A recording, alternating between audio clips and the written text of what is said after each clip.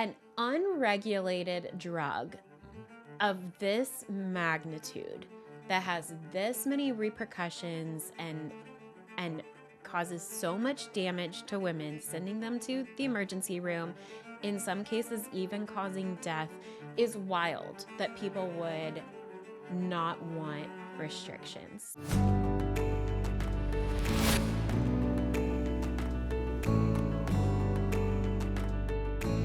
Hi everyone, welcome to another episode of Dear Jane. You know that I am Marcie, he is Scott, and we are excited for a variety of topics to discuss with you today. A lot has been going on in the news at the time of this recording. So today we are going to look at some really great legislation at the congressional level. We're going to pick apart some really stupid pieces of legislation. Sorry if you have kids listening to this.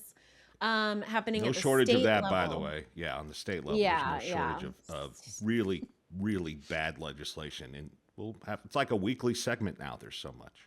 Yeah, there's so much. So especially now we're in the season when the majority of states are in session. Some states are just perpetually in session. Congratulations to you if you live in a state where your legislature never stops. Actually, that's not a great thing.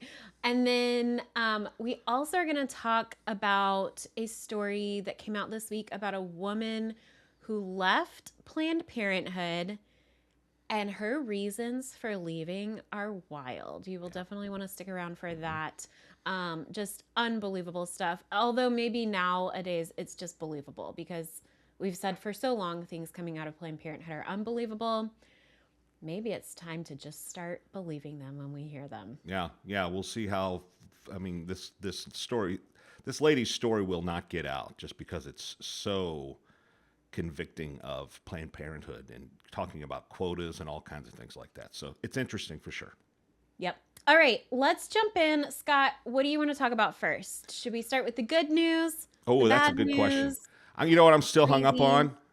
Is stupid a bad word? Well, we've said it twice now, so our apologies if you're listening and you have kids that are listening and it's a bad word. Now that I think about it, we did discourage our kids from saying stupid. Yeah, we were not encouraged to use that word. Do you get mad every time I say stupid? Is that like, should we bleep that out and like blur the words? Yeah, I will leave that to All right. the discretion. We'll of have our to come up producers. with a new name for our question. No, it's really bad. It's just stupid. It There's is no stupid. other word for Right. it. Sorry. You'll understand, That's kids, if you listen to the segment, why it's so bad. And maybe don't have your kids listen to that segment. Yeah. I don't know. That's a good question. Good news or bad news? Let's start with bad news. All right. All right, over to you. So here are, this is sort of been a segment that we started a couple weeks ago. But these are just examples of really, really bad legislation that has been introduced in state legislatures, okay? And again, it always comes with a caveat. Even if you don't live in these states, doesn't mean you shouldn't pay attention because it is a copycat business. And lawmakers see this kind of stuff written in other states, and then they want to introduce it in theirs. We have lots and lots of examples of that. So, first one comes from, and this one isn't quite so, well, okay, just let you judge. So Hawaii they want to pass a resolution urging the U.S. Department of Health to stockpile a 3-year supply of Mifepristone because of the attack that's currently happening, apparently by pro-lifers. And it will be related to what we're going to talk about here in a second with Josh Hawley. But they want the country to have a 3-year supply of Mifepristone. So we have like a strategic oil reserve, things like that. They want to have a abortion pill reserve, 3 years worth. Wait, for the country or for the state of Hawaii? For the country. Their resolution. They're proposing that as, okay, so they presented a resolution they want it taken to Congress? What's Yeah. what's So the states action will here? often will pass meaningless resolutions that Mm-hmm. urge the federal government to take a specific action. Okay. So that's what this is. They're urging the federal government to stockpile 3 years of Mifepristone. I have so many questions. Have they read any of the warning labels about mifepristone? And after doing so, would they still like to stockpile? Um, I assume they're doing this because so many states are moving to restrict the flow of mifepristone into their states. But as we're about to discuss coming up, there's also a bill being introduced in Congress to do away with mifepristone. So they're asking the same governing body to stockpile while that governing body is being asked to eliminate. Right. So that'll be the competing interest. They want the federal government, you and I, taxpayers, to purchase 3 years worth of this stuff, to stockpile it so that it's always available in case there are, because what they're concerned about is that some of these laws will pass and then they'll go to the courts, and during that period of time they want to have these pills available to distribute in the interim kind of thing. So yes. Wow. Yeah, it's That's really interesting because I know different states have moved to stockpile. Like I know Oregon had a bill to do that when the abortion pill was being hung up in court couple years ago. That's interesting. They want the United States as a country. That's one of the things they want us to stockpile right now. bad. Yep. Yep. Fascinating. So that's the first one. See, kids, what we mean by the S word? Stupid. It's stupid. All right, here's the other one. And this is just, to me, it's almost heartbreaking. But this is in Massachusetts, which is just a, ground zero for this kind of nonsense. They want to eliminate barriers and expand abortion access for patients under the age of 16. What kind of barriers are they talking about? Like But removing parental them, consent? any kind of barrier, anything that isn't promoting abortion is a barrier to them. Wow. That sounds like removing parental notification or consent. I don't know what they currently have in Massachusetts for girls under 16. Wow. It's just, we know their vernacular, right? The Yeah. words that they use, like barriers, and expand abortion access to them is having it free on demand. Promoted in the schools. Right. That's their code, expand abortion access. And this is particularly, they want to make it, somebody is really concerned. They want to make this much easier for patients under the age of 16.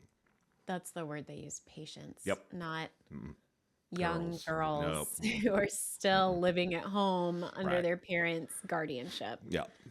Massachusetts is the same state, let's remember, that used state funds to put up billboards warning people about the dangers of pregnancy care centers. Yep. Yep. So they don't want you to go to a pregnancy center. They don't want to have any barriers to abortion for, let's call them what they are, young girls under the age of 16, which to me says they want girls to be able to go around their Right. parents to Yeah. be able to get abortion Yeah. drugs. Abortion drugs that send almost, 1 in 10 women to emergency rooms. And not just like emergency rooms out of an abundance of caution. Right. Like you have to go to the emergency room now or your death is imminent. Yep. And you may still die even after going to the emergency room. Wow. Yep. Yep. So that's what we've got. And again, understanding, you're right. Any kind of parental consent, anything that doesn't make it just automatic to them is a quote unquote barrier. They want to eliminate the barriers. So There you go. State of Massachusetts. We'll see how it goes. We'll monitor it, but Yeah, I'd be curious. I don't know. I don't recall what if there are restrictions at all on abortion in Massachusetts currently. It sounds like there probably are not, and this is them removing even more barriers. Yep. But there is good news in the world. There is good news. I have a slightly additional piece of good news. Okay. Before we get to the good news you think we're going to talk about, do you know what I'm drinking right now? Irish coffee. Not Irish coffee, just coffee. But this is 7 Weeks coffee. I don't know if our listeners are familiar. I feel like we've talked about it before. And they're not paying us to talk about this. I just genuinely love 7 Weeks coffee. Mm-hmm. So it's called 7 Weeks. Do you know why it's called that? I used to know why. I think I forgot. Because it's 7 weeks. The baby in the mother's womb is the size of a coffee bean. It's so cute. Their coffee is delicious. It's like, if you appreciate really good coffee, you will like this coffee. Like, it's not just like mediocre coffee that they put a pro-life label on. It actually is like top-notch, mold-free, all the things. Just really good coffee. But I'm drinking it right now, so I was thinking about that. And thought I'd just give a little plug because I love 7 Weeks coffee so much. And not only is it good coffee, but it goes to a good cause. Yep. They donate a portion of their proceeds from every sale to pregnancy centers all over the country. So your money is actually supporting a pro-life cause versus some of the other places where you might spend money on coffee and no judgment. It just happens. Goes directly to support organizations like Planned Parenthood. So if you care about great coffee and you want peace of mind knowing that you are supporting a good cause, maybe check out 7 Weeks coffee.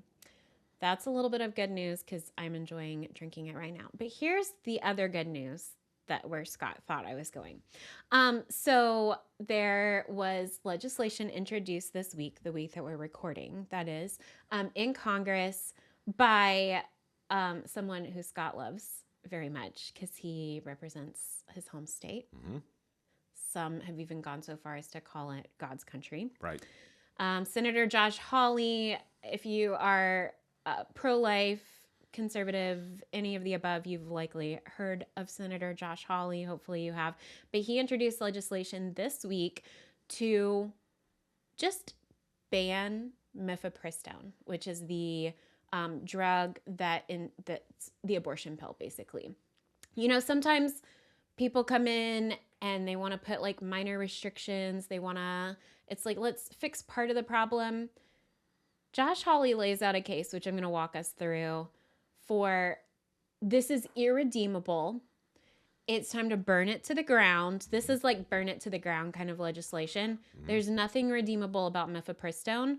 We just got to stop production right away. And he lays out the case for doing so. It's very interesting. He makes a great case, and it's worth mentioning the sort of the history of this pill.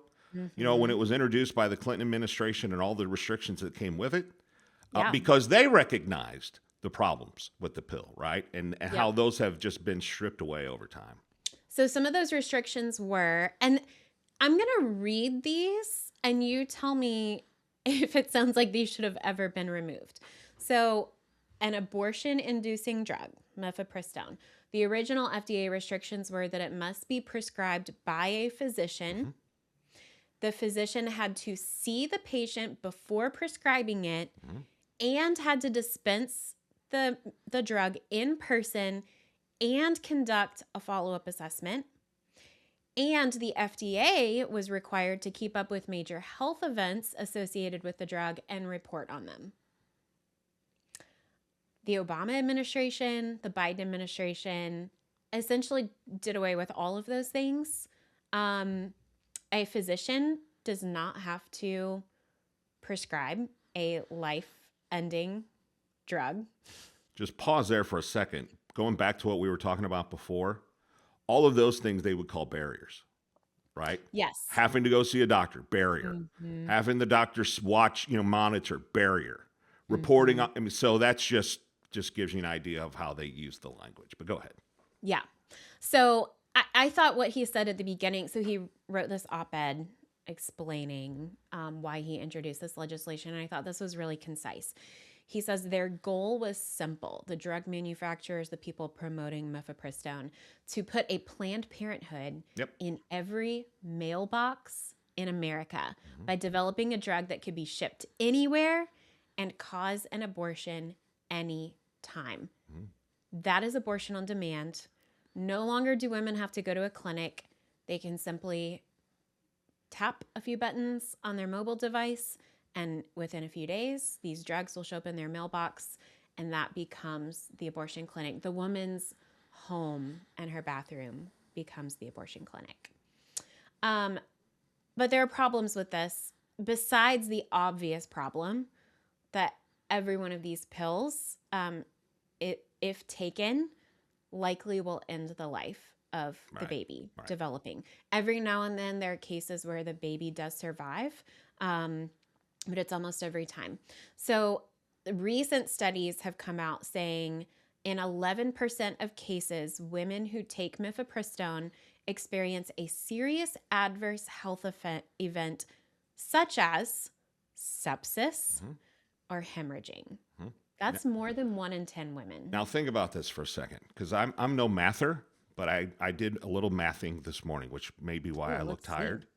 So and Senator Hawley has a great piece in the Daily Wire today, and he mentions that 7 million people, 7 million women have taken this pill since it came out 2000. in 2000. So if you take 7 million, I'm going to do it again, just 11% of that, I got 770,000 women. 770,000 women who have gone, at least, probably higher, who have had to go to the ER. That's not insignificant. No. It's not 20 women. Well over 750,000 women, pretty much. I mean, that to me, when I finally saw that number, that is, I mean, what other pill are we okay with that's sending hundreds of thousands of users to the ER? We're not talking about making them feel yucky, right? No. And without warning, those numbers are 22 times higher than what Danco, the manufacturer, wants to admit on its label. So they're willing to admit some women may experience some adverse effects, but they're not willing to admit the full truth on their label. You know what I didn't realize about Danco, the company that at least started, the original company that made this pill? They're incorporated in the Cayman Islands. Its board of directors is secret. Its investors are secret. Its corporate structure is largely shielded from public view. It was, early on at least, backed by people like George Soros and other activists who loudly backed population control. But here was the most interesting thing to me. Well, it's the only drug they make. That stood out to me too. I did not realize that. What? This is the only drug that What pharmaceutical company only makes one pill? They found the one that means they don't have to manufacture anything else. I mean, that to me is just, pharmaceutical companies are in, that to me really, really sticks out. And it's hard to explain why, but I mean, you think of all the major medications out there, they're made by, a group like Eli Lilly or something like that. They make dozens and dozens or whatever. They make one pill, and this is Their it. leadership is, we don't know who they're directed by. We don't know who's part of it. Little is known about their structures. They're based in the Cayman Islands. All of that together. And then if you really want to go down a rabbit trail related to all of this, you trace the origins of the abortion pill itself back farther than that. It comes from the French version of the drug, RU-486, which before that was developed when the Nazis reigned in Germany. Like, it has its roots that far back as a means of population Yeah. control. Well, That's what this has always been about. and I didn't realize that, but it's not shocking at all when you consider, like Margaret Sanger and all, the origins of Planned Parenthood. These people are all about population control, deciding who should live, who shouldn't live. This is not hyperbole. This is not things that we as pro-lifers are making up. It's stuff that people on the other side desperately want to bury, desperately want to hide. And I think it's telling when you examine the origins of all of this stuff. It's demonic. But I'm going to go back to something else that you said about the warning labels, how they've stripped away the warning labels and everything else. And so not only are these women having access to these pills without the warning labels, but beyond that, they're being lied to about them being safe. About the whole I almost said stupid again. Well, you just said it again. The almost what's a good synonym for the S word? In this case, I think kids, you just gotta use it. Okay, kids, here's the thing. There are just some things. No, moms won't like that. I was going to say there are things that just are stupid. But the line about it's as safe as taking a Tylenol, right? So not only are they hiding the warning, the dangers of the pill, but they are lying about it. I mean, it's a proactive thing, and that's what's mind blowing to me. Well, the other piece, I don't know that is an automatic connection for people. I know it wasn't for me, except that we talk about this all the time. One of the things that removing the requirement of being seen by a physician, being prescribed in person, dispensed in person by a physician, one of the things that removes is a safety barrier for women. So now not only is it easy for any woman anywhere to order the abortion pill online at any time, it's just as easy for anyone else to order those pills online. So you think about pimps, you think about abusive partners, boyfriends, husbands who find out their partner is pregnant, don't want her to go through with that pregnancy, even if she wants to. There have been stories of guys slipping these pills into drinks or otherwise coercing their partners into taking them. It just, an unregulated drug of this magnitude that has this many repercussions and causes so much damage to women, sending them to the emergency room, in some cases even causing death, is wild that people would not want restrictions on a drug like that. If there was a drug on the market that was for a good thing, like was a cure for cancer, you would still list off all of these side effects and be required to warn people about them. And because of our politicians and corrupt policies over the years, that's simply not the case anymore. So I applaud Senator Hawley for this piece of legislation. I don't know where it will go. The other thing I was going to highlight. If you had to guess where it will go. I think it will be very interesting and enlightening, and I would encourage everyone to pay attention to how your congressman or woman votes if it comes to that, and how the senators that represent your state vote if it ever comes to a floor vote. Right. If it does, which I don't know who's on the committee. Well, and that's just it. They have to prioritize this, and this gets back to the whole thing of, and since Republicans are in control of the Senate, now's the time to do it. But a lot of them don't believe that abortion at all is a winning issue, so they have to have the fortitude to do it. So maybe they do, maybe they don't. Yeah. But if it were to get to the floor, I think you would see Democrats, pulling out every single stop like never before. Because I believe at their heart, this is the most important issue to them. Yep. And so you want to talk about a standing filibuster and all these terms we're seeing now where they actually have to get up and just bring things to a halt physically, bring things to a halt by just talking, whatever it might be. This is priority one for them. And so I think they would do whatever they had to do to stall until they were in control again to make sure this doesn't happen.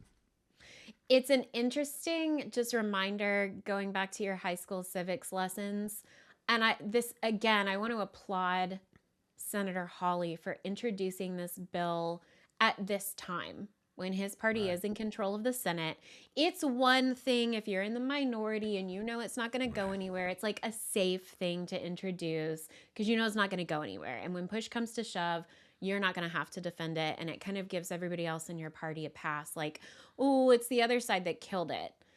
But a lot of people who claim to represent pro-life interests are actually terrified of this subject because they see it as a political non-starter. So they'll run on it.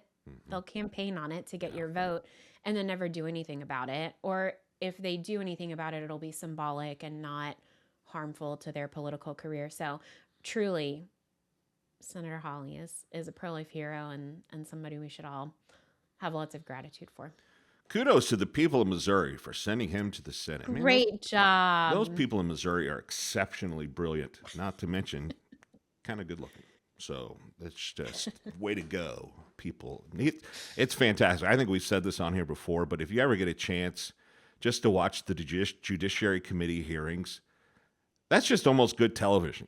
Because you've got Hawley, you've got Ted Cruz, you've got what's his name in Louisiana, who I just love. Oh, I love him. Oh man, Senator Johnson or Kennedy. yeah. Yeah. So good to watch So that. But good. yeah, that's it. And I would imagine it would eventually maybe come through that committee. I don't know, but that's just good TV.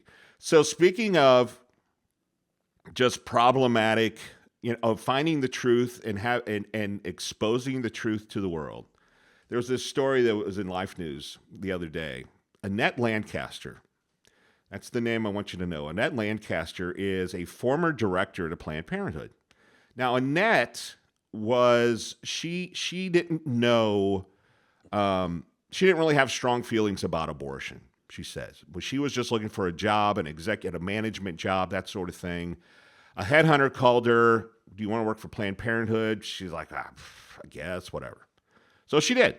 So she went to go work for Planned Parenthood. But once there, she became upset by the way the workers were trained to pressure women into having abortions.